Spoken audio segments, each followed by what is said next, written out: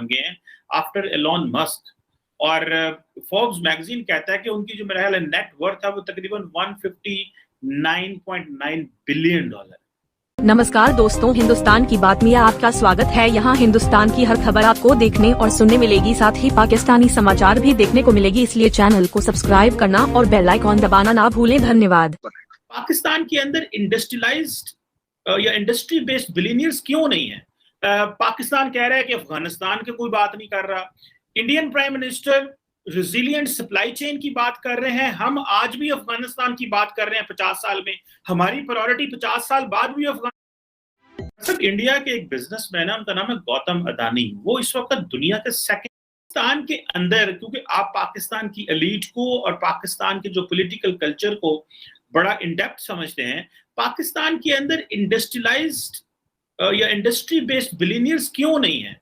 और क्यों जो पाकिस्तानी बिलियनियर्स हैं वो या तो पॉलिटिशियंस हैं या वो हैं, आज प्राइम मिनिस्टर मोदी दुनिया को ऑफर कर सकता है कि मेरे पास गौतम अदानी है इन्वेस्ट करने के लिए। एक एक कंपनी जो है वो कहाँ पहुंची हुई है। जिस तरह फेसबुक कह रहा है कि हमें मेटा कह रहा है कि हम पाकिस्तान में 120-25 मिलियन डॉलर लगाएंगे, अब कंपनीज पाकिस्तान को एड दे रही हैं।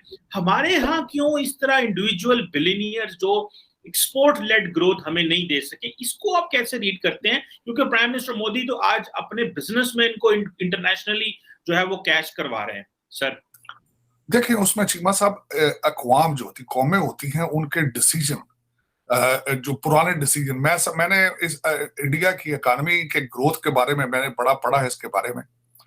तो उसमें उनके अर्ली डिसीजन जो है 1947 से लेकर आज तक अगर देखा जाए तो उनके जो डिसीजन पहले जो लगते थे कि अच्छे डिसीजन नहीं है उनके, लेकिन वो सारे आप उनको जब अकेला बैठ के सारी उसकी मैंने रिसर्च की तो वो सारे इस वक्त उन सब का फ्रूट आज निकल रहा है। अब मैं वो छोटी सी बात बताऊंगा कि उन्होंने शुरू में 1947 में इंपोर्ट पे पाबंदी लगा दी और फिर उनका झुकाव रशिया की तरफ था। रशियन आज भी भारत जो है वो दुनिया में सबसे ज्यादा असला खरीद रहा है रशिया के साथ। आज तेल भी ले रहा है तो रशिया से ले रहा है।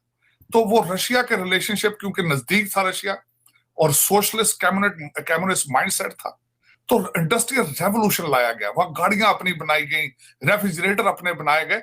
ये सारा इंपोर्ट का सिलसिला तो अभी 20 साल 25 साल पहले खोला उन्होंने। फिर उसके बाद उनकी इंटरप्शन नहीं हुई, मार्शल लॉ वहां पे नहीं लगे। उनका जो सबसे बड़ी बात, जिसको जमहूरियत कहते हैं, दुनिया में सबसे बड़ा इंतकाम जमहूरियत होता है, इसको सही तरीके से उन्होंने यूज किया है इस चीज को। आज उसकी सबसे बड़ी मिसाल मौजूद है।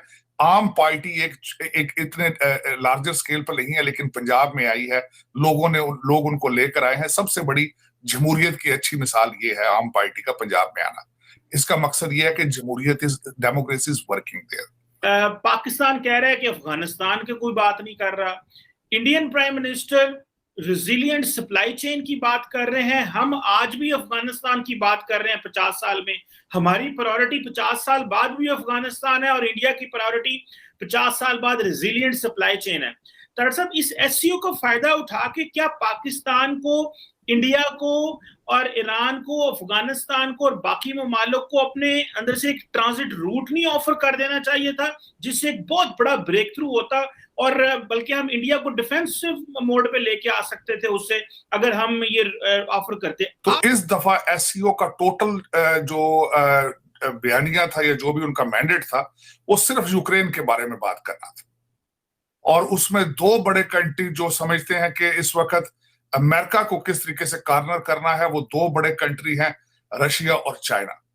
रशिया और चाइना ने, बल्कि इसमें बिलखसूस पुतिन साहब ने सारा फोकस रखा है कि किस तरीके से चाइना को खुश किया जाए, ताकि क्योंकि उन्होंने यूक्रेन के इस सारे जो वॉर में चाइना ने उनको सपोर्ट भी किया और चाइना ने उनके साथ मिलकर एक मिलिट्री एक्शन। यहाँ हमारे यहाँ बहुत ज्यादा बोला जाता है कि यूएस जो है इंक्लाइंड है इंडिया की तरफ, टोटली इंक्लाइंड है, एंटी पाकिस्तान है। भाई उनका नाम है गौतम अदानी। वो इस वक्त दुनिया के सेकंड रिचेस्ट बंदे बन गए हैं आफ्टर एलॉन मस्क। चैलेंजेस आएंगे, चैलेंजेस को ओवरकम जो कर पाएगा वो क्या बनेगा? वो यूनाइटेड नेशन बनेगा, वो नेटो बनेगा, वो यूएस।